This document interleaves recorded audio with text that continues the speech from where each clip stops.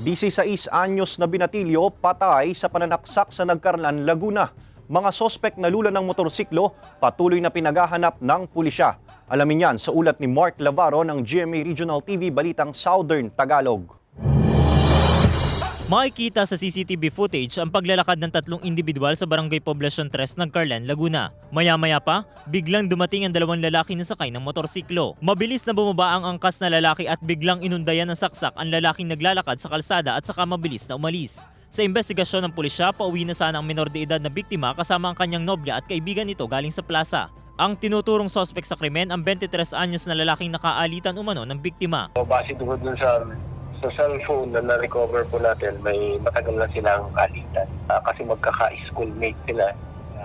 Yun po yung aalamin pa po natin. Naitakbo pa sa ospital ang biktima ngunit biniwian din ito ng buhay. Isang saksak sa likod mula sa hindi patukoy na patalim ang tinamo ng biktima. Sa ngayon, yun ang inaalam po namin. Siguro po pagka nagkaroon na po ng preliminary investigation, din na po namin uukatin. Sa ngayon ay nire-ready na namin yung mga salaysay at mga ebidensya at saka yung medical report para i-submit na namin sa provincial prosecutor. Nanawagan naman ng pulisya sa mga maaaring nakakakilala sa mga sospek na makipagtulungan sa kanilang investigasyon. Paalala naman nila sa publiko, palaging sumunod sa ating mga magulang pag 10 oras na ng gabi, mag-uwi na sila.